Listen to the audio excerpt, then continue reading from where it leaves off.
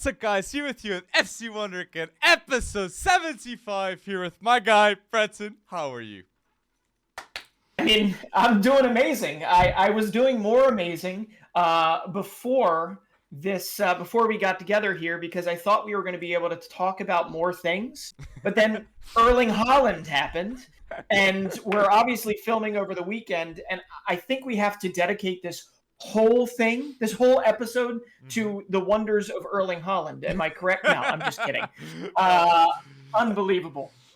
How are you, Alex? You doing well? I'm doing okay, Breton. And you mentioned that Erling Haaland is the main topic for starters. But just before we get to it, do not forget to like this video community and follow us on Spotify, Apple Podcasts, and on YouTube. But yes, Haaland is inevitable in my mind, okay? 3 Premier League hat-tricks in his last 3 home games. The quickest player to do so by 40 appearances. Michael Owen did this, but he needed 48 appearances, which is ridiculous. But Haaland only needed 8 Premier League appearances to get 3 Premier League hat-tricks at home. That is unreal. The quickest to do so, too. I don't know what to say. At 22, Haaland is showing that the mentality he has, it's in the Prem, it's in the Bundesliga, it's in the La Liga. And if Norway was in the World Cup, it would be in the World Cup too, with an Odegaard backing him, okay? So Haaland, once again, man, you are going bold. The boldest player right now.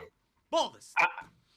Obviously, you have to give credit to the supporting cast there too, because this is also ruthless. I mean, absolute ruthless delivery. Absolute ruthless chance creation. That De Bruyne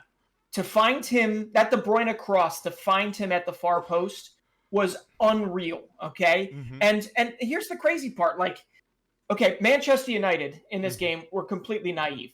Erik Ten Hag in the mud in this particular one. I think this falls squarely on his shoulders. He kept the same squad with Arsenal. Yeah, but put your bruisers out there. Try and do something. To muck things up a little bit. Put Casemiro in, absolutely. I mean, but it really comes down to the fact that it's De Bruyne, right? It's Foden. It's Bernardo Silva. Rodri wasn't even in the game, you know? Facts. And Erling Haaland was still able to put his stamp on this game, and it just is absolutely unreal. I mean, Erling Haaland has scored more goals single-handedly, right, than Manchester United.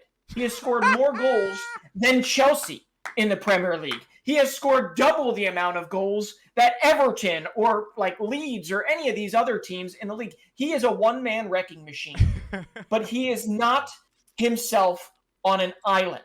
True. You know, sometimes at Dortmund, it would feel like he had to do everything himself. Sometimes. With Jude. With a bit of Jude. With Jude. The occasional Jude, you know, whatever, give and go, that sort of thing. But come on, you've got De Bruyne now. You've got Phil Foden. Kudos to him with the hat trick as well. But this is not going anywhere. And De Bruyne. The only thing that's going to stop Erling Haaland from breaking this record is himself. Exactly.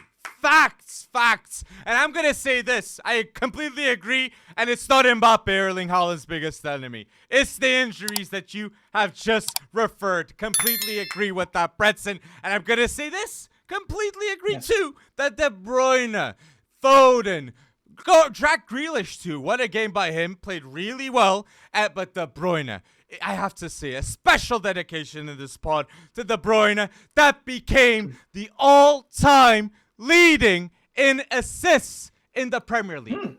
94 assists in the Premier League. And De Bruyne has never won the best player of the month in the Premier League. And he's the all-time leading playmaker in the Premier League. This makes no sense. Not even top 3 in assists. He's number 1. Yeah. And it's so interesting to me, that the all-time leading in assists, you got David Silva, number 2, and De Bruyne, number 1. Man City, in such a short period of time, already have such historic numbers, okay? They are in the history books already. And Man City, in 20, 30 years' time, will be football heritage, mentioning, remember Guardiola coaching De Bruyne and Haaland and Foden, the amazing trio. They're creating history, and I have to say it. Foden is the type of player I can't imagine him leaving Man City soon or later, okay? He's going to stay there, and that's a legacy type player. The Stockport, Iniesta by many them say, but at 22, hat-trick against United, he's got to do the same at England national team too, man. Southgate must be put in check because players like him aren't playing the same way in the national team. But yeah, De Bruyne and Haaland is the best duo in the world of football right now. Undeniable. No one comes close, and this is ridiculous, the chemistry they have in such a short period of time. Haaland reads De Bruyne, and De Bruyne predicts where Haaland goes to. Elite levels. Elite. And that goal was like the perfect microcosm of that, right? De Bruyne knew that Erling Haaland could literally start his slide from like the penalty hash, and he would be sliding all the way to the goal. He knew how long Haaland was, and he knew exactly how much leeway he had to give Haaland to get on the end of that ball. Yes. And that is going to happen. That exact goal is going to happen like 5-10 more times this season alone. And what is most impressive to me is that it wasn't just Erling Haaland putting in his 3 touches or his 8 touches. He was a lot more involved this game than literally any other game this season. Okay? Facts. 2 assists. Facts. Right. Exactly. And that ball that he put on a platter for an onrushing Phil Foden with Malacia trying to just get there to get in front of him, that ball was the thesis of that matter there, because that ball is, one, not that easy. True. There were 6 tracking back defenders on United. There were no other Manchester City attackers except De Bruyne, who got leveled at the top of the 18.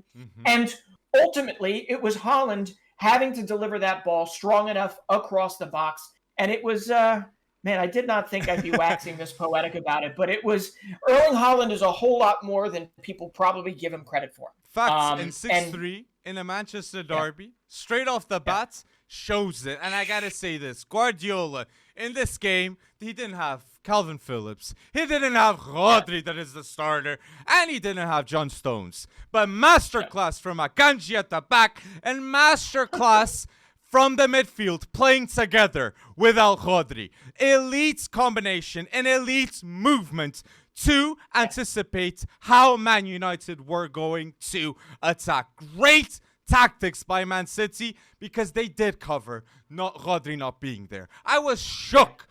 You didn't notice Gundogan, the captain of that team, for a reason, okay? No Rodri. Gundogan delivered with Foden, with Grealish. They did what they had to do, and De Bruyne, the master class. I gotta say it once again. And Haaland, again, I'm just gonna say this, and I my last touch base with Haaland. In 8 Premier League games, okay, he's got 3 hat tricks. Ronaldo took 232 games to do 3 hat tricks too. Okay, and I have to say, man, Haaland, I'm Team Haaland against Mbappe. He's humble, he's all about football, and he's got Guardiola teaching him. I think the fact that Guardiola is coaching Erling Haaland, the footballaholic, I don't know how you say it, but the IQ of Guardiola is putting Haaland at the pedestal of football right now. He can get not 1 Ballon d'Or, Haaland can get 5 Ballon d'Ors with the numbers he's going to put. So Mbappe, you better go to Real Madrid first, because if Haaland goes, you might not be going in the future with Vinicius and maybe a Rafa Leão going there. So go bold, Haaland. Keep going. Well, first, if Mbappe wants to move to Real Madrid, first he has to sell the club he owns. Just kidding. That's terrible. Well, just kidding, kind of. Well, you know. Kind of just kidding. It's kind of some shade. But, hey, listen. Kylian Mbappe can score as many goals as he wants. Yes. Doing it in the Premier League adds 2 times the weighting, 3 times the weighting to it. So Haaland definitely has the leg up. Here's the issue, though. Here is the issue, and this kind of makes me sigh. It makes me sigh. It makes me a little bit sad in that I don't think there's going to be a time that we're going to see a strong enough Norway to be competing. Yes, because and I think that shows you. We alluded to it last week, right, in episode 74. I think that goes to show you, like, you need this levels up of chance creation that's coming from Manchester City and the supporting cast around him, and Pep Guardiola knowing how exactly to use Haaland. It is flying in the face of whether there are depth concerns, whether there are injuries on the defensive end. They're just still able to find Haaland and get him the ball and know that he's a freak of nature that can put the ball in the back of the net at any time. But I don't know if Norway is ever going to have that bevy of talent, that depth of talent to be able to support him. We can talk about Martin Odegaard as much as you want, but Martin Odegaard is nowhere close to Kevin De Bruyne. True. Nowhere close. Right now, definitely. Okay. But if we ask Man City, in 3-4 years' time, who would they rather have? They might say Martin Odegaard. And if Arsenal don't win titles, this might happen. Odegaard going to Man City. And that would be another reason for Haaland to stay. But that's, no. I don't think that's happening, Arsenal fans, okay? Boom, I just want to say that here so before the comments go crazy. But the way I can, I understand what you're saying, but I legit think it all depends on Haaland's longevity. If Haaland is a player that plays until he's 32, 33, I honestly do think Norway will have a deep run in the World Cup or in the Euros. I think it can happen, and I think Haaland can inspire a lot more youth in 5 to 10 years' time. So I agree where you're coming from right now, but I agree. I think in 5 years' time, it's going to be a different convo. I believe in that Norwegian talent, man. Like, you might be right. You might be right. But De Bruyne and Lukaku are still looking at each other and saying, we haven't won a damn thing. True. And that is a smaller with country. Hazard. That is and Hazard, that is packed. Facts. With their golden generation. They have more behind them, but not as good quality as of yet, as is the De Bruyne and the Lukaku generation. Yes. And they're still looking at each other wondering, okay, we've got like one more, maybe two more good goes at this. And then what are we going to do next? But listen, Erling Haaland, as it stands, I hope he has that Ibrahimovic longevity, right? I hope he's got that Scandinavian kind of like Nordic, whatever. We can play till 35, 40. But if not, I hope you're right. I want to see Norway step up to that challenge. Maybe it's not Odegaard. Maybe it's Andreas Schelderup. Yeah. Right? Maybe it's one of these other players that really starts to level up over the next few years. But when it comes down to it, nothing is changing the fact that Erling Haaland is on pace to score 65-plus goals this season in the Premier League if he remains healthy. And are you ready for this? When Salah rewrote the record books relatively recently, right, scoring 32 in the real modern Premier League era, okay? After 8 games, he had 4 goals. After 8 games, Erling Haaland has 14 goals. What? Premier League? Oh, my days. This man is not stopping, and he won't stop. And that's excellent. I've never seen a man demoralize a whole half of a city, a whole half of a Manchester United fandom. He literally made... And I'm sorry to put Manchester United fans in the mud right now, but he literally made a whole fandom leave at the 30-minute interval, okay? Leave the Etihad. Walk out of there. They paid for those tickets, and they didn't want to watch. They didn't want to watch what was about to happen. And Erik ten Hag, frankly, should give back his Manager of the Month award. I'm sorry. And that was like 4 minutes a brace. So those Man United fans were like, okay, the next 8 we might have a poker. So we don't want to see that happening. But yes, Foden did another hat trick. But yes, people, tell us your expectations of Man City and Haaland for this season down below. Will Haaland win the Ballon d'Or? Will Norway one day go bold with their youth and future? Tell us down below in the YouTube comment section. But yes, we mentioned fast Arsenal, Tottenham, 3-1, okay, win in the North London derby. And I gotta say this, Arteta has a plan. And the Arsenal players are extremely focused. And if Thomas Partey has no injuries, It's Partey is definitely one of the best midfielders in the Premier League, okay? And Xhaka, that leadership, I was shook, okay? What a game from him. And if Xhaka plays well, Arsenal play well too. So that shows that they have to get another 8. So they 100% know they'll always have a team that is winning. So right now, Arsenal's going bold with their leadership with Xhaka. I 100% agree here. I'm not gonna say that they fully dominated this game, but I'm also not going to say that they didn't dominate this game. I think they because this was not much of a derby, right? This was not much of a derby, and Arsenal looked the better team. Yes, they felt the better team. They looked like there was more resolve. Yes, we can talk about Emerson Royale's dumb tackle one. And should it have been a red card? Okay. We all know Antonio Conte is going to kind of focus more on that. But you know that in the locker room, he's not talking about the refs. He's probably tearing into his players for playing as naive as they did Emerson, when all was said and done. Days, I didn't. There were stretches. There were stretches of this game I didn't even know Harry Kane was on the field. Okay. But he still scored a goal. He did. Yes. He did. But ultimately, it was a pinprick. It was a penalty, right? It was a penalty. And, okay, great. But the only positive to come from this game was that he hit that milestone. 100 away goals for Harry Kane in the Premier League. Ever. First guy ever to do that. That's impressive. Kane, that's a bold stat. And Conte must be thinking, man. He must be thinking to go to Bayern. He must be thinking to go to Bayern after what Arsenal did to us. And like the Emirates is becoming such a symbolic place now with Arteta ball.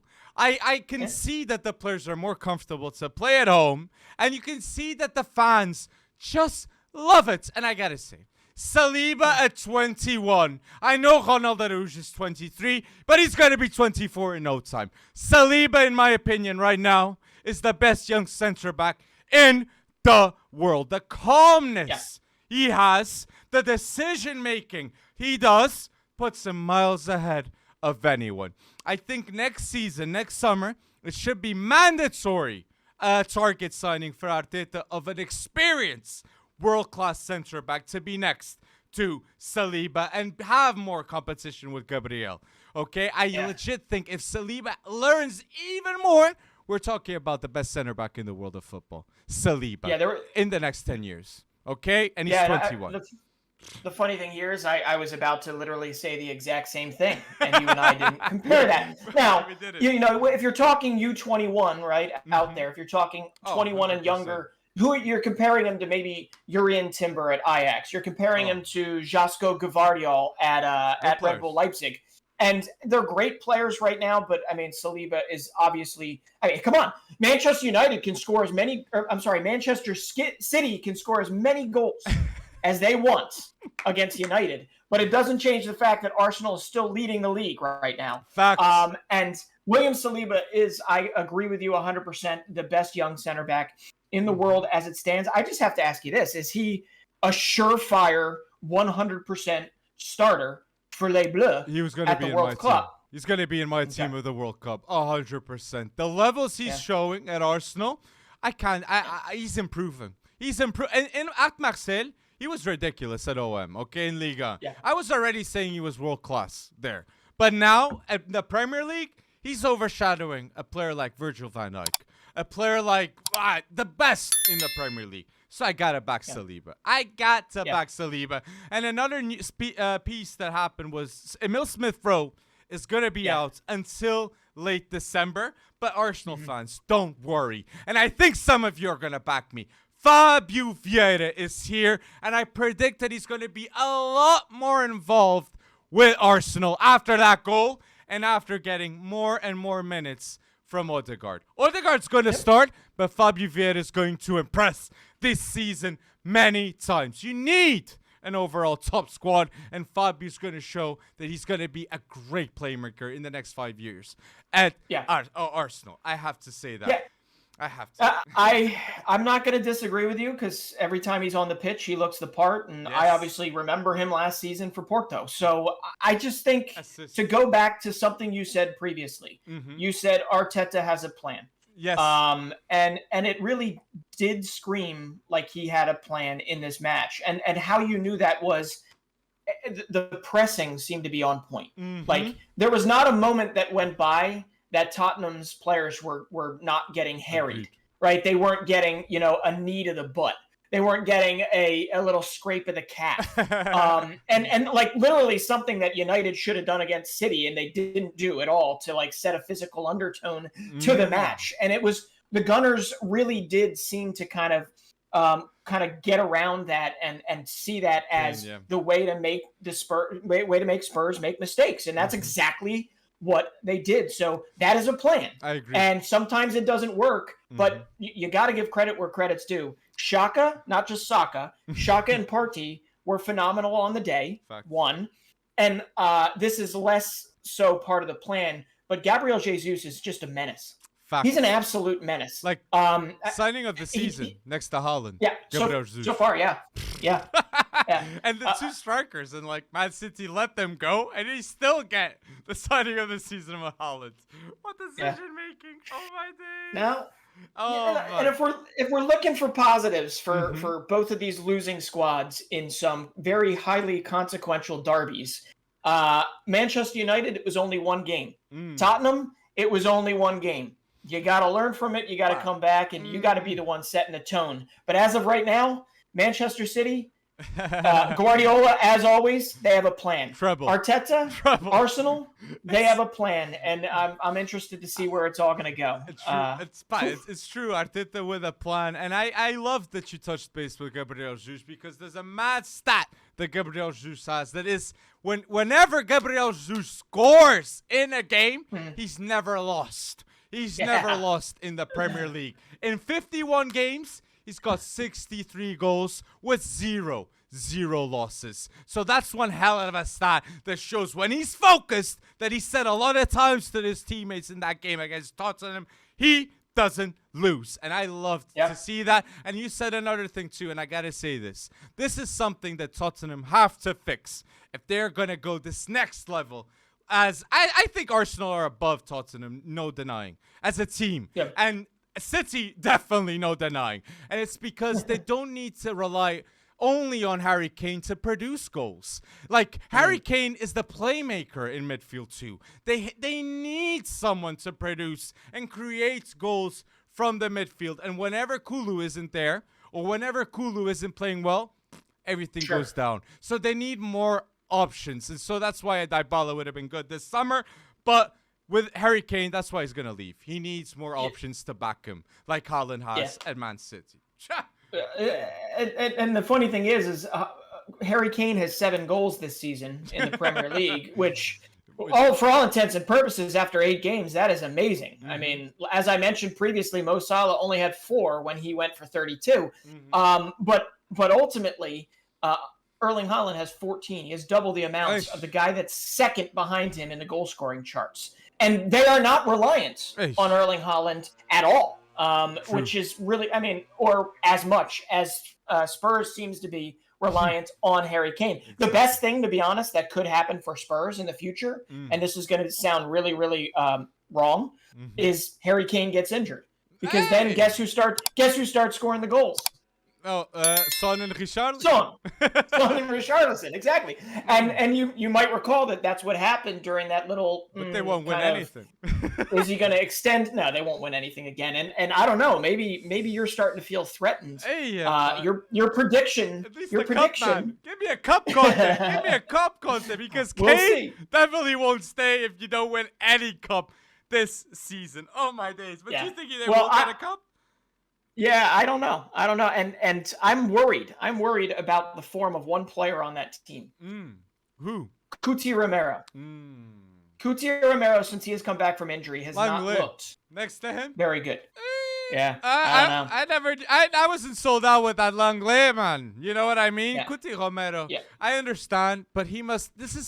this is something I legitimately think, and I think it's Virgil van Dijk and Guti Romero maybe. It's hard to focus solely in the Premier League when you're going to play your last World Cup. Okay, I'm not saying that is the reason why they're not in top form, but there must be something in mind, because when you see Guti Romero and Virgil van Dijk for their national teams, they're top form. They are top form, and in their club level, it's not the same. So I really do believe that mentally wise and physically after the World Cup, it's going to have a toll this season for many players. So I think that might be a reason. I don't know if I got it right. But people, tell us down below your thoughts about the Arsenal North London derby, okay? Arsenal went bold, still top of the league. And tell us why they're going to maybe win. And tell us your predictions too. We want to know what you're thinking. Yes. But Chelsea, just staying in London. And Chelsea are the team with the most Champions League. Still okay with 2 in London. But Graham Potter, what a start, no?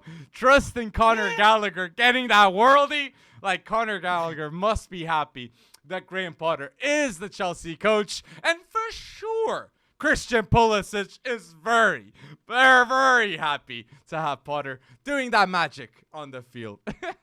So, yeah. There's two things that Graham Potter did that led to that win that Thomas Tuchel would have never done. And that is play Conor Gallagher farther up the field. Okay? And the second is play Christian Pulisic in his desired location, which is left wing. Yes, okay? Exactly. And ultimately, he looked like I haven't seen him even internationally. I haven't seen Christian Pulisic do what he did in seemingly a little while, right? He took 2 men on, took 2 men on, and then he dinked it back to Conor Gallagher. Conor Gallagher faked as if he was going to dribble it into the box. He faded away from it and then curled it far post. That's like exactly what you want from these players. And I think Graham Potter, maybe this will change in the future, but I think Graham Potter knows how to use his players, or maybe, I don't know. This is part and parcel of building a profile around them. But let's be honest here. Chelsea was not exactly a convincing team for the first 75 minutes of that game. They didn't play very well. I agree with that. I still think Potter has some things to get done, but I was surprised Aubameyang scored. I think Broja will be a lot more involved with Graham Potter. But I have to say this because this is me thinking about justice, man. I think Crystal Palace were robbed that game. Thiago Silva should have been sent off, okay? Because he clearly had intent in touching that ball, okay? So he deserved a red card. And consequently, the assist, like there's a goal right after that is a Thiago Silva build-up. So I really believe, man, Crystal Palace were robbed in that game. But thinking of the positives, I think Chelsea, it's a difficult team to win away. Crystal Palace with Patrick Vieira and Gallagher getting that goal, I think will add more options to the club. But I wanted to say this on Chelsea.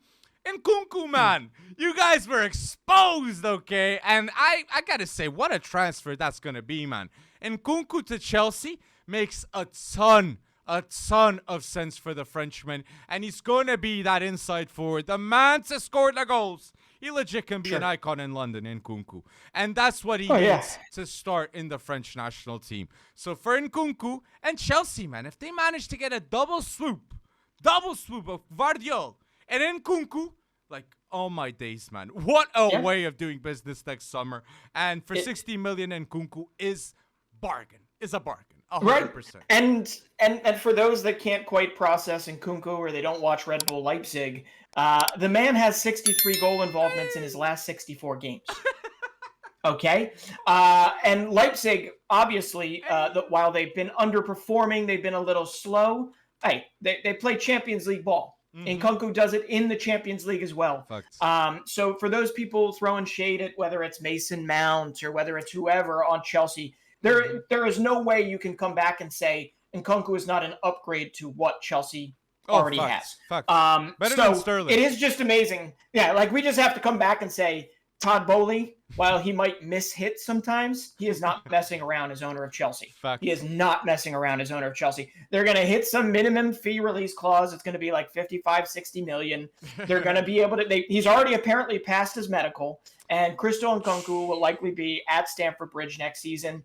at the same time that they probably announced some sort of a connection or the purchase of one or two clubs, because Todd Boehly is outright playing Football Manager in real life. Oh my days, man. He's going to buy a Portuguese club, rumoredly, too, man. Todd Boehly, you're going bold in Portugal, too.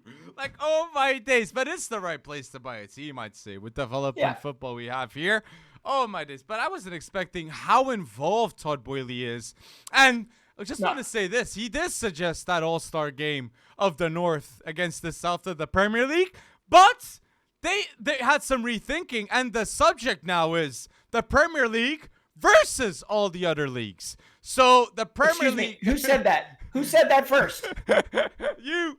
I did. I said that first. Because that's the way you go. I mean, come on. If people will want to watch La Liga All-Stars versus Premier League. If you're going to play a one-off.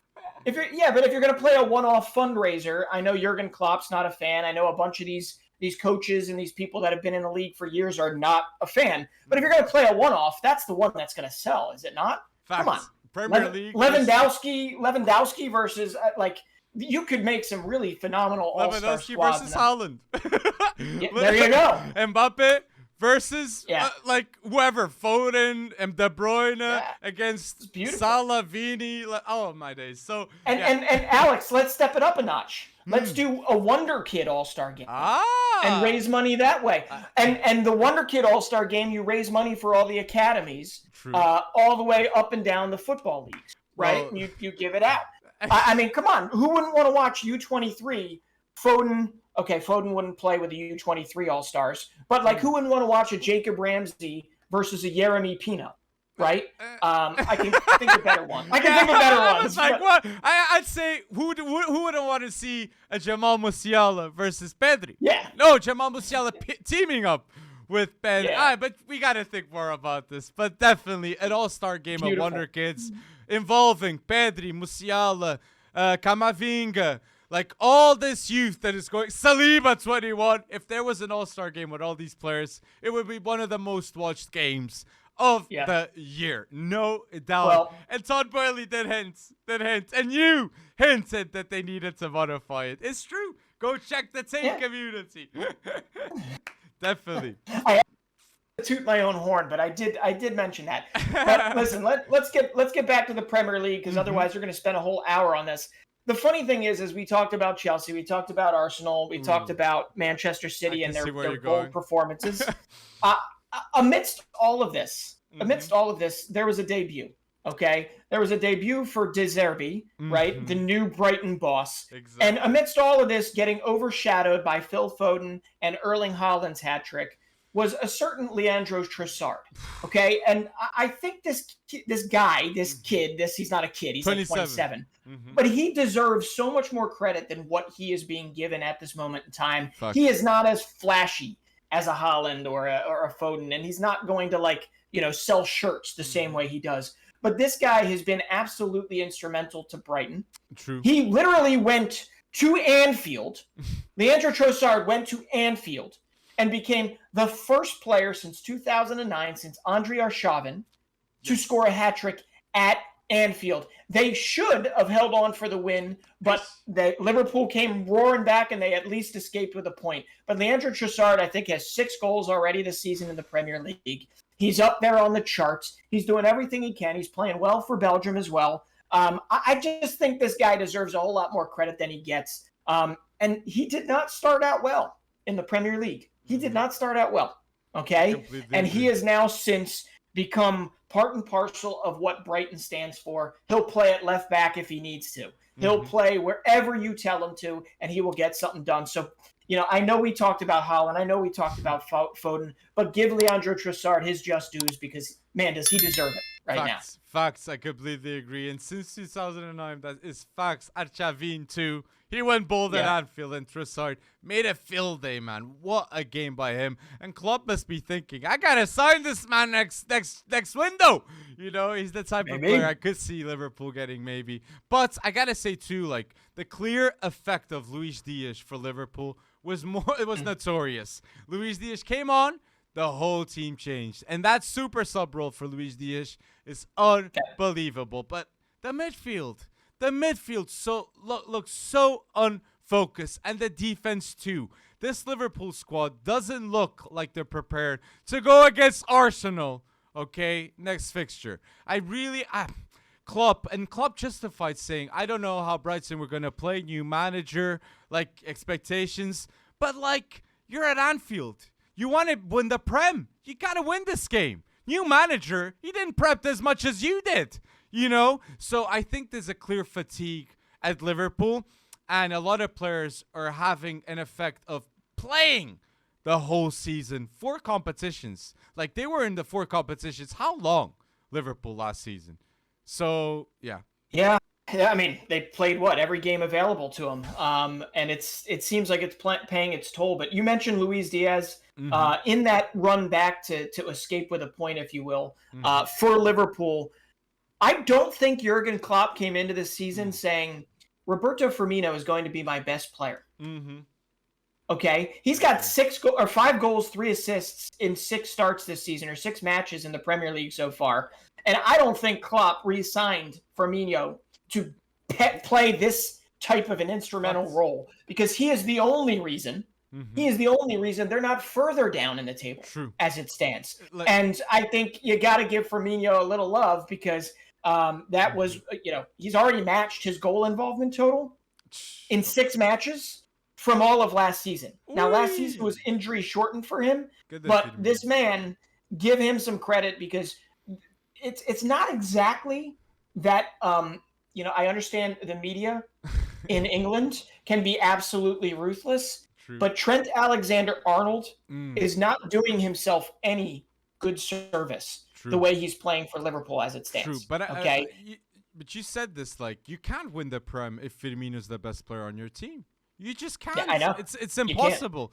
And like, what they need is a new midfielder. They desperately need Jude Bellingham. And that's why I really believe he's not going to Liverpool. Because a team like City, a team like Real, they're all going to do everything and in their cost not for Jude Bellingham not to go to Liverpool. Legitimately. So Matheus Nunes would have made a ton of sense for him to go. And now where's he? Now where is he? The guy that brings him in is the guy. He's already gone. But I already see Ruben Amorim to be in negotiations to go to Wolves. But I don't think he'll go in between the season with a Champions League run that he can do history at Sporting. But at the end of the season, Wolves can get Ruben Amorim maybe. So I think that would be amazing. Yeah. That would be amazing for Wolves. Development-wise, with Fabio Silva there, like, Ruben, Fabio Silva, Pedro Neto, all the Matheus Nunes that played with Ruben, like, I think that would be the right call to get Ruben Amorim at the end of the season for Wolves. It would be crazy good. And then he would go to another team. Let's see. But here's what it comes down to. Wolves have a relegation battle ahead of them. Agreed. Okay. Do I think that they're better as a sum of their parts than what they're currently showing? Absolutely. Do I think quality on the field as of itself for Wolves should probably push them up the table as it goes? It will. Yeah, I do. But we know how these types of things work. When you get in the Premier League, right? When you get into a bad run of form, it can escalate. It can snowball. And players that were once the fulcrum, the beginning stages of like what you needed to snap out of it, start playing not as well. Ruben Neves hasn't been phenomenal for them this season. Yeah, he wants to leave, right? And that's hard because he's still called upon for them. True. They have they had a lot of turnover in their back line Collins too, for Wolves. Youngster, had a red card, bad red card. I like him, though. I like Nathan Collins. I think he's going to be a player to stay and a future Republic of Ireland legend if he keeps on going with that consistency. I mean, they've only let up a goal a game, basically, in 8 games, but they've only scored 3. So Wolves, they've got some hard work to do ahead of them. Where's Adama? Adama this, Adama that. Adama's not scoring goals or assisting. So this just shows, man, a player that's, he's so underrated, bargain player. Yeah, man, Barca got him on loan. Now he's back at Wolves. Adama Traoré. Like, that's not a player to get a top 8 in the Prem. I'm sorry to say it, but like, oh my days. But yes, people, tell us down below what needs to happen at Wolves, okay? What are the changes and who will be the next Wolves manager? That Brun Lashpat. But it happens. It happens. Let's see where he goes next. Maybe it was Turkey. time. It was Maybe it's Turkey. It was time. It was time. But one last stat before we move out of the Premier League. Yes. You and I were calling for Everton's skull, if you will. Back to back. I have to say, Everton has been playing for themselves. They've been playing for their fans. They've been playing for their supporters. That win against Southampton was very encouraging, and you got to give credit to that back line. Their back line has been everything, and it's not surprising. It obviously has limitations. It's Tarkowski, right? It's some players that put up some pretty good and played pretty good roles for some pretty bad teams in the past. But you have to give them credit because as of right now, I believe, joint with Manchester City, they have given up the least goals in all of the Premier League. Everton's defense. Ooh, okay. Lampard ball. Long may it continue. May it continue for them. But if Pickford we all saw starts. Nick Pope in that England game, I think Jordan Pickford has his eyes on that number one come the World Cup. But he's been doing it for Everton. But anyway, I needed to throw that out there because Everton, obviously, you and I had them bottom. It still could. The wheels could fall off.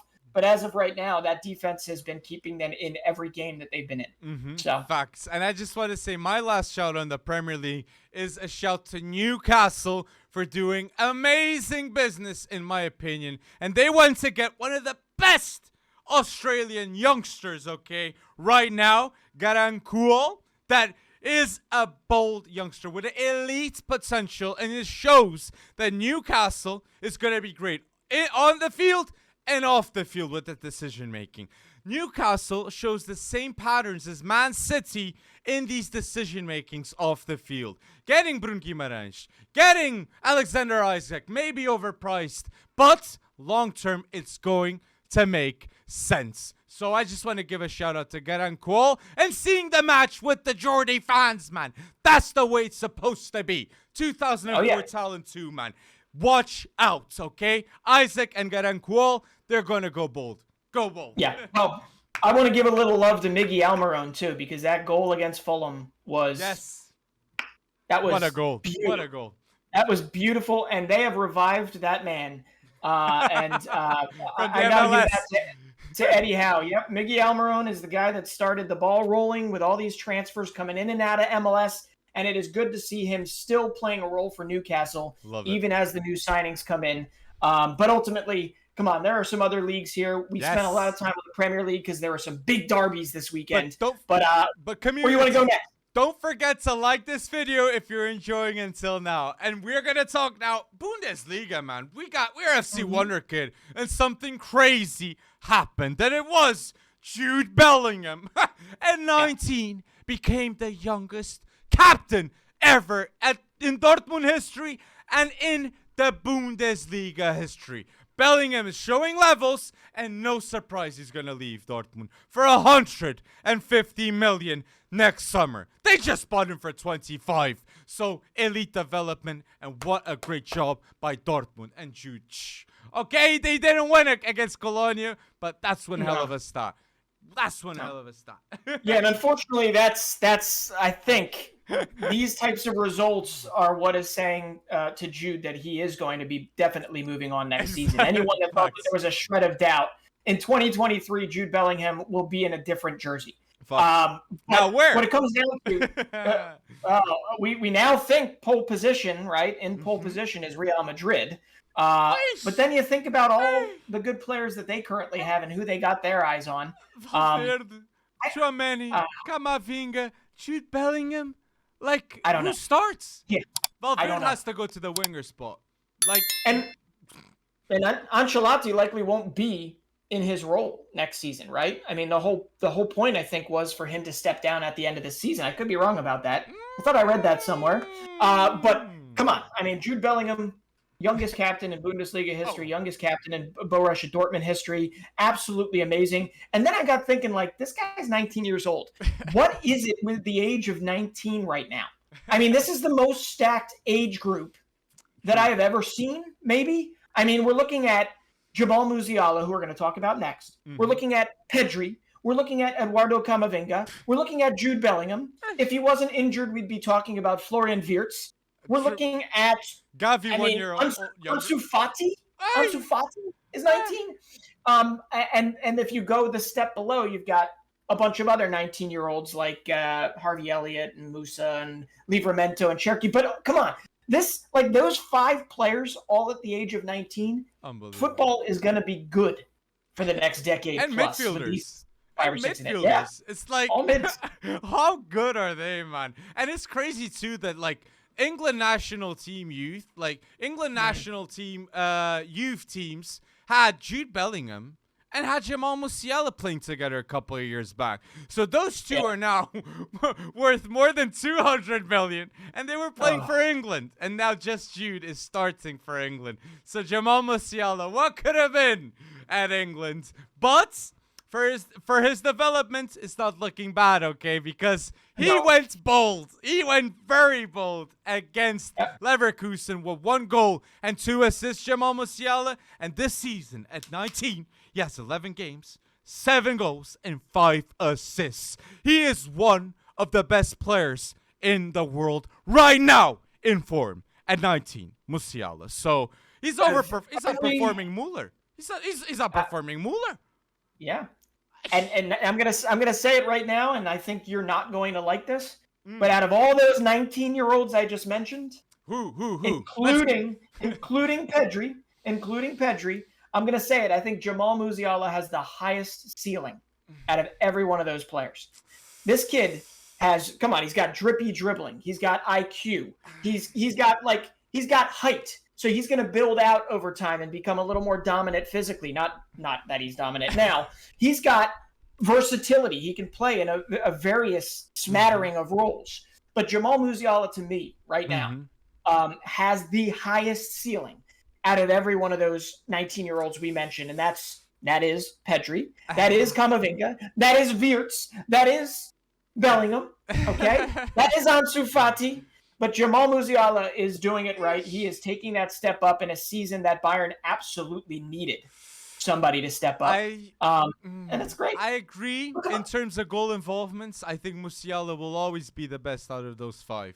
But I think Pedri, I'd compare him maybe, if everything goes right, with Iniesta in the future. A type of player that should have won that Ballon d'Or and is world-class and is going to be in the history books of football. Sure. And I think Pedri can be that type of player. Musiala, if he gets his full potential, we're talking here of a player that can get 3-4 Ballon d'Ors too and compete with Mbappe and with HAALAND too. But Pedri is just different because he needs to win trophies with that too. It's not just the goal involvements. So I think Pedri might win the best youngster of this World Cup over Jamal Musiala. I think that might happen, okay? I think Spain could outperform Germany, and Pedri can look better than Jamal Musiala in this World Cup, though. I gotta say though. Who's gonna be the best youngster of those 5 in the World Cup, so Breton? I know. It could be Musiala, in my opinion. But I don't know about that. Pedri, come on. They didn't look exactly great against Switzerland. But they did beat Portugal. We don't need to talk about that. Musiala did go bold against England. That's facts. He did go bold against England. And I do have to bring it because you mentioned a great point there, and I do have to drive that home. Pedri is likely, from a Ballon d'Or perspective, never going to get the love in the future that he might deserve, right? The people that watch a football match know how good he is, and obviously how good he could become, right? And, the conduction and everything that he does so damn well. Jamal Musiala, you're absolutely right. He has the advantage that our eyes, whether we're casual fans or we are obsessive, look at every stat type of fan, our eyes will always be drawn to goals and assists, right? And you're right. Jamal Musiala will likely, I don't know if Pedri's ever going to be the 15 goals, 18 assists type of person in the year. But he'll be a top 5 Ballon d'Or. He'll be a top 5 Ballon d'Or. I 100% agree with you. But that is also a big reason why I say Musiala probably has more of that Ballon d'Or potential. long term, because Musiala in the future, if he Mm-hmm. grows to be dominant, right? Mm-hmm. And at 19, he's showing signs of that. True. He could be the guy that puts, 25 goals, 25 assists in one season. Agreed. And he Right? plays deeper too. Like Camavinga, Bellingham, Pedri, they all have that center mid, the conducting the midfield, dictating that tempo. But Musiala's objective is, I got to make a goal out of this play at all times. It's like he's deeper. And yeah, I agree. He's going to have more goals and assists. But We're community, spoiled. tell us, who do you think is the best out of these 5 that are mentioned? The top 5 under 20 players in the world. Tell us your thoughts and justify why you pick Pedri over Musiala. You pick maybe Bellingham over Camavinga and Pedri. Tell us your thoughts and why in the YouTube comment section. But you're going to say something, right, Francis? Sorry. Last say because Musiala was steamrolling Bayer Leverkusen. And I just have to say one thing about Bayer Leverkusen, because I am shocked at how bad they have been and how topsy-turvy this season has started for them. I bet you Callum Hudson-Odoi is sitting there going like, what? Why can't I do anything right? Like, why can't I find a place where I can play and win? Why do I have to be in the relegation zone? And he's at Bayer Leverkusen, and I'm with him. Callum Hudson-Odoi does not deserve this. Bayer Leverkusen has 5 points in their first 8 games, and they are winless at home. And they look, I don't know how better to put this. They look like trash. They really do. So I actually feel for Callum Hudson-Odoi. He's at least playing. That's great. But nobody would have thought that he'd be playing for a team in the basement of the Bundesliga right now, especially after the season they had last season. And Vince is coming back, man. So, like, it's Leverkusen with Patrick Schick. Tapsoba still there. Incapi there. So much talent. Oh, my. Diaby stayed too. So, like, they have to. Adam Holzek went there. So they really have to, like, show better results for these youngsters to stay long term. And, like, if I'm a youngster at Leverkusen, I'd be like, maybe Dortmund's even better. Like the levels that are being separated by teams, man. They don't want that to happen. But, oh, Jesus. But I want to mention here Barca, okay? There's no Barca. Yes. No Barca still, and I gotta say, man, Xavi, okay, and Barca versus Mallorca, an away game that you have to win if you're gonna win the La Liga. It's Xavi has the longest run. Xavi has the longest run of away game wins in La Liga history, surpassing Zidane at Real Madrid. 18 away wins, unbeaten, man. This is unbelievable, and it's with a player now of Lewandowski that gives guarantees, like Xavi said, that has 12 goals, 2 assists in only 9 games. He's gonna be the top scorer in La Liga, and Lewandowski goes bold, community. It's gotta be said, man. Xavi bold. Xavi, like PK, like no Ronald Araújo until the end of December, and Piqué is showed that in that game against Mallorca that he wants to show levels for Barca. Yeah. So if he does until December, it's going to be very good for his image, definitely, with all that's happening with Shakira too. So it's true, man. Like his image, man. People are like, is that the first time? Right? Is that the first time you ever mentioned Shakira on this podcast? Man, the hips don't lie. Yeah. Well, no, you know what? Best, hands down, best FIFA anthem of all time was the Waka Waka song. Facts. 100%. Facts. So, but like, although next to what's the other one? Stronger. The waving flag. The wave. Is it that? No. Yeah. Yes, the waving flag. Just like a waving flag. Yep. Kanon. South Africa. Yes. South Africa one. Yeah.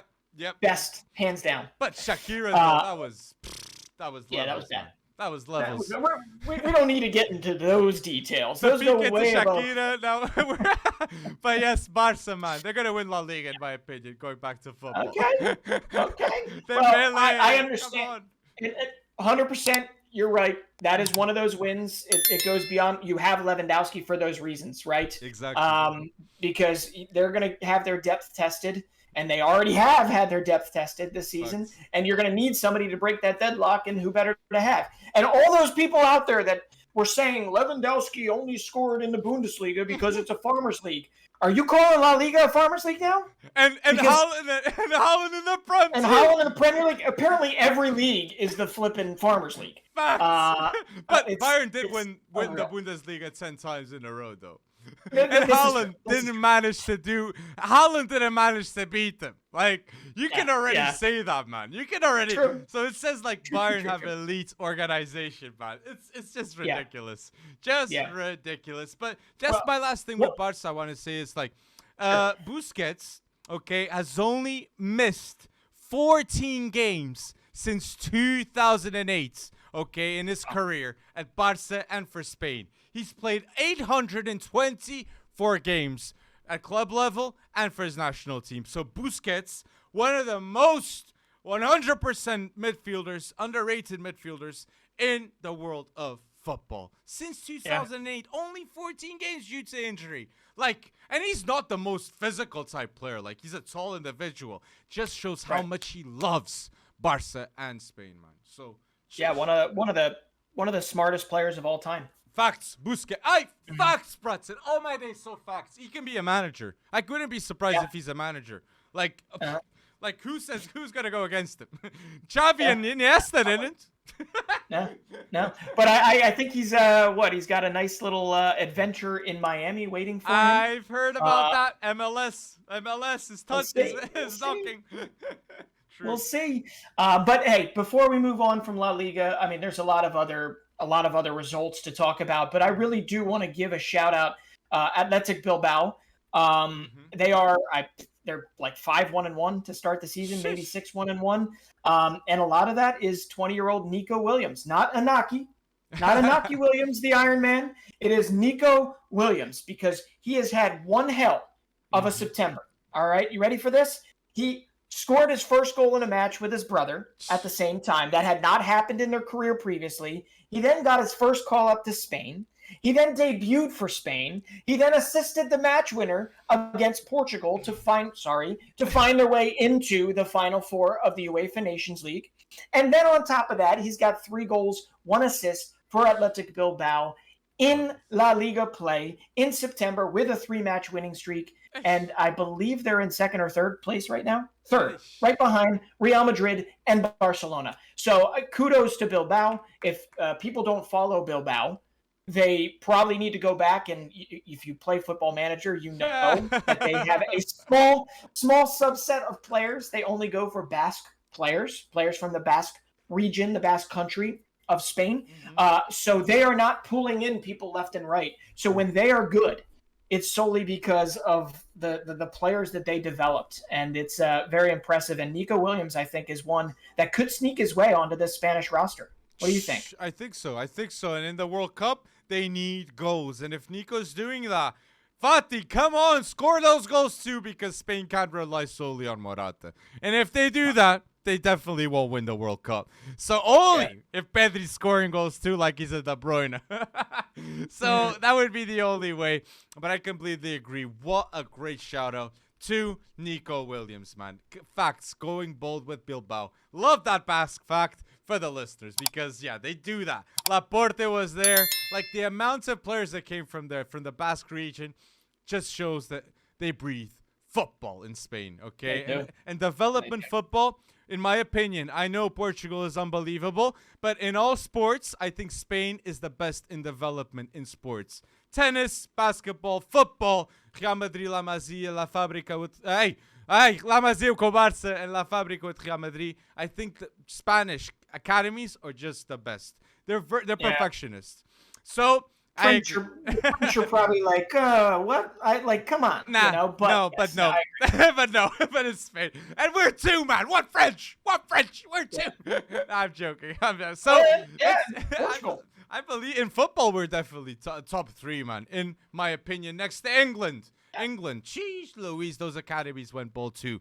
But yes, it's gonna move leagues now, and I want to give a shout out here in the pod.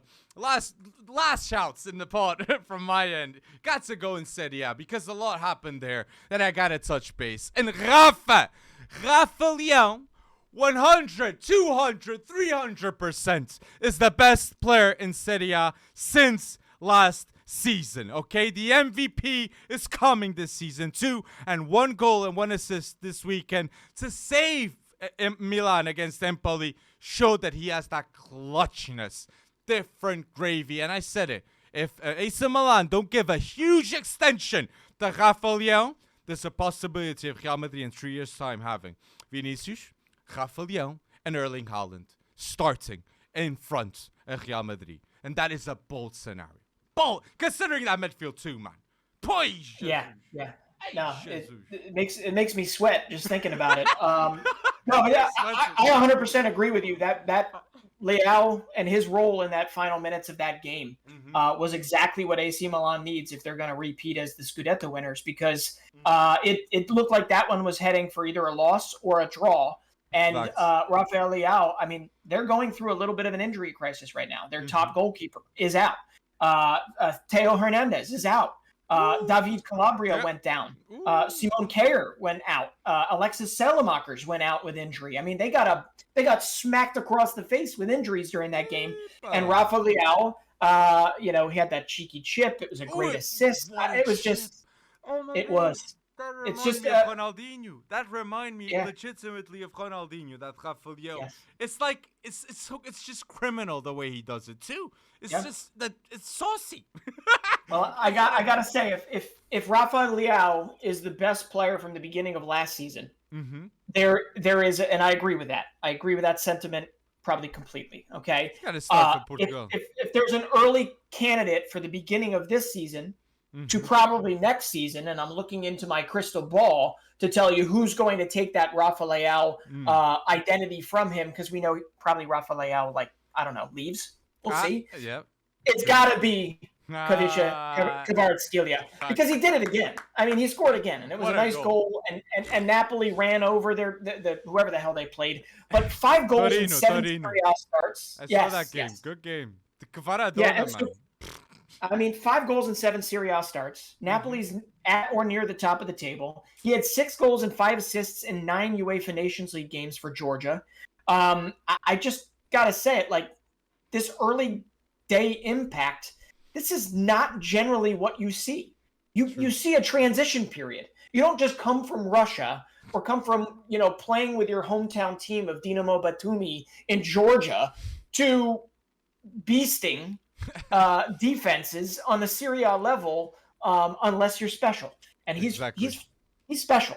Okay, he's fun to watch too. But I know you had one other shout out on that Napoli team. And Maradona, man, has 8 goal involvements in that short period of time. Player of the month too in August in Serie A, which is no surprise. Georgian heritage coming. Okay, Kvaratskhelia, I got it right, is gonna go both long term. But I think Napoli, the player that is giving me the main reason I think Napoli are first is because they have a midfielder like Anguissa, okay? So dominant and yet so good, okay? I gotta say, in my opinion, Anguissa at the start of the season is the best midfielder in Serie A. And even in the Champions League against Liverpool, they couldn't stop him.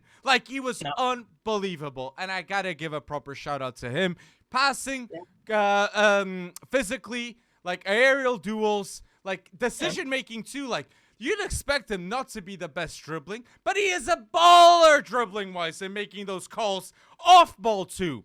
Anguissa off ball is one of the best midfielders in the world. On ball, he's got to improve, but off, I'm telling you, people, he's got the movements, the right movements at Napoli. And he's scoring goals. He's scoring goals too, which is goofy, because the Anguissa that I remember watching day in, day out, or week in, week out, was when he was with Fulham, okay, during one of their relegation years, and he looked lost most of the time. It's true. Right? Now, granted, he was maybe 4 or 5 years younger, but this version of Anguissa at Napoli, I don't think it's that crazy to say that he is probably the best midfielder in Serie A right now. I think so. Yeah, I think so. Yeah, I think so. Yeah, Milinkovic-Savic.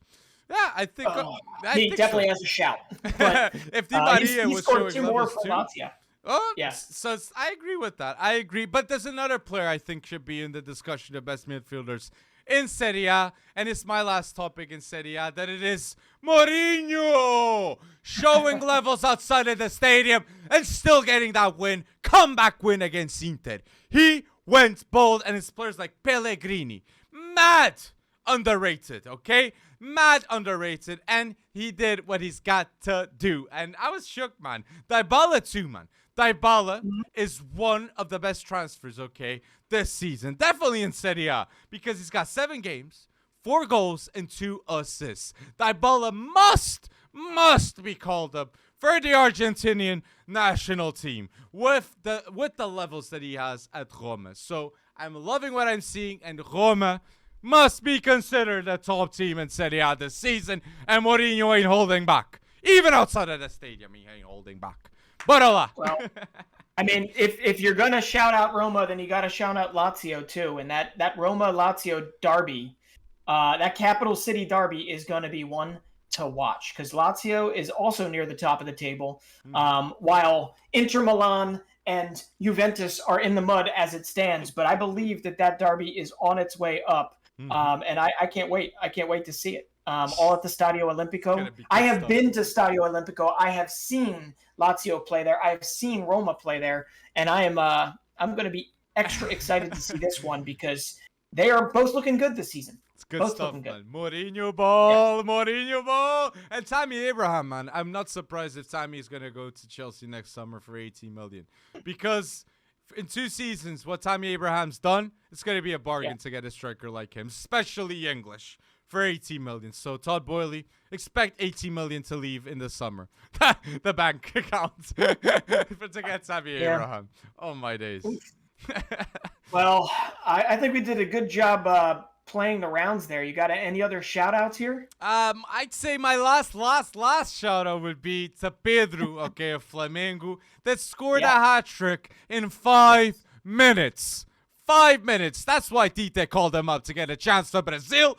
And he's got 27 goals in all competitions, Pedro. He didn't work out in Europe, but he's come back and now in Flamengo, going bold. So remember that name, Pedro. It sounds like somebody also on Flamengo. Gabigol. It sounds like Gabigol. And he's going to, and the funny part is Pedro, he's going to have the chance to push Flamengo to a Libertadores championship, right? The final is yet to be played. And if I do recall, the last time Flamengo won it, it was Gabigol that scored a late brace to beat, was it River? It was Marcelo Gallardo's River. That was one of my best memories, watching a game like televised. Like, unbelievable. How fast it was, too. They were losing 1-0, and all of a sudden 2-1. And Gabigol, it wasn't the best goal, but it was a goal. And that's the memory, man. Oh, man. That's huge. But you're right. I mean, 27 goals for Pedro, and he was called up. He was called up. He was put in. He got like 25 minutes, 30 minutes of playing time. And what did he do? He scored a goal against South Korea? So he could wind up as a, last gasp, throw him on the field, try and get some goals if Brazil's trailing, if they need some more firepower. He could wind up on the roster. I know. Exactly. I know. It's going to be interesting. Yeah, Coutinho out. Leave him out. But I agree. Well, Pedro also added 10 assists, I believe, for them this season. So they've got the Copa Libertadores final coming up. And since we're on the Libertadores kind of vibe, I have to mention, I got to throw a shout out. You know me, I like to always do the more obscure shout outs, because I want to teach some people that are listening to this about a club that they might not know a lot about. Like next to the Copa Libertadores, you've got the Copa Sudamericana, okay? And there is a club that just won it. And they just beat, they're not from Brazil, they're not from Argentina, which is one of the 2 countries that you would expect them to be from. They're actually from Ecuador. And I want to shout out Independiente del Valle. Hopefully I said that correctly. They're from a suburb of, I believe, the capital city, Quito, in Ecuador. But listen to this, okay? They decided, they were bought by a new owner 15 plus years ago, that decided that they wanted to become kind of the breeding ground of Ecuadorian football. Okay. And as you can imagine where I'm going with this, who's one of my favorite players in the Premier League right now, playing for Brighton? Moises Caicedo, right? And he came from Independiente del Valle, and they just won the Copa Sudamericana. And that by itself in 2022 would be great. That's a headline. but they've won it now twice in the last 3 years as a team that only has one Ecuadorian domestic league win to their name, to their club's history. Okay, so they have gone from whoever bought them 15 years ago deserves a massive pat on the back, because they have gone from being obscure to creating Moises Caicedo. They're going to get a massive sell-on percentage, I'm sure, when they sell him off, because they only got $5 million from him up front. They have William Pacho, 20-year-old center back who plays for Royal Antwerp in Belgium, who's 9-0-0 to start the season. You've got Joel Ordonez, who just was signed by Club Bruges. Over half the current Ecuadorian team that is going to the World Cup, mind you, has somehow been a part of Independiente at some point in their lifetime. Okay? So everything traces back to this one club, and they are doing, we talk about the big clubs all the time. They are doing some big club stuff for a club that is still very small budget and still very small club. Also, Gonzalo Plata, Piero Hincapi, all played for Independiente del Valle. So I just got to give them a shout out. I don't know how many Ecuadorian followers we got, but congratulations on that Copa Sudamericana win, because you guys are doing something that not many people are going to talk about when you talk about world football, but you deserve to get more credit than you've been given. So anyway, had to bring that up. Definitely. Great show. And any other show? You have a visit to mention, no? Oh, Gotta talk about it here. Last show in the pod. Well, I gotta say, all thanks to FC Wonderkid, all thanks to Alex and I wanting to painstakingly talk football all the time. We were reached out to by the Philadelphia Union, and I got to go visit with Coach Curtin there. This is my hometown team. Most of you might not even know who the Philadelphia Union are, but you might know Brennan Aronson. You might know Mark McKenzie. You might know Daniel Gazdag and some others. But I'll tell you, it was surreal. Got to play on that pitch. Not very well. I did score a goal. It was kind of fun. That's it. But no, listen, anytime you can be asked to or given the ability to collaborate with a hometown team or any one of these clubs or any one of these players that we get the chance to talk to, it's surreal. It's surreal because you and I, we're not pundits necessarily. Well, we are massive fans of the game that also have strong opinions. You might be a pundit. I don't know. I'm a massive fan. My question for you is, like, did you feel like that it's just the start for Philadelphia Union? Absolutely. Just the beginning. Beginning. Just the beginning. MLS is becoming a selling league, and the Philadelphia Union with a plus, even though they got drubbed the other day, with a plus 42 goal differential and a salary layout that is a fraction of LAFC and Gareth Bale, of LA Galaxy and Chicharito and Ricky Puig. They spend a fraction, and yet they have the most outsized impact on the league. They are essentially embracing the youth academy, put all that money in, because if you can put the money into it, then maybe you become an Independiente del Valle, or maybe in the future you become a River, or you become a whatever. They know that it's all about building for the generation next, right? And less about what seemingly most American sports are about, which is profit now, right? So the Union understand it. They have a gem in Jim Curtin, a coach that's locally from here, but they are going to be one of the clubs in MLS as this gets bigger, as we move to 2026 World Cup, which is here. They are going to be at the vanguard of clubs that are doing things right here. And I'm no more confident of that than I was previously, because I knew that.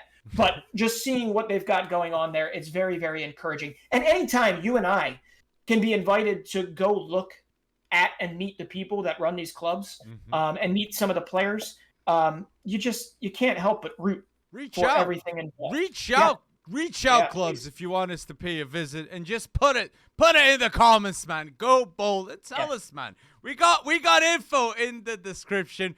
But yes, I just want to say too to the listeners, we didn't forget that we have an important message that you try to guess, but we have another podcast for you to try and guess, and we will reveal next week the bold and this mystery that we didn't reveal last week. That is, we will give a hoodie to whoever guesses the bold new content that's gonna come in the near future, in a space of a month.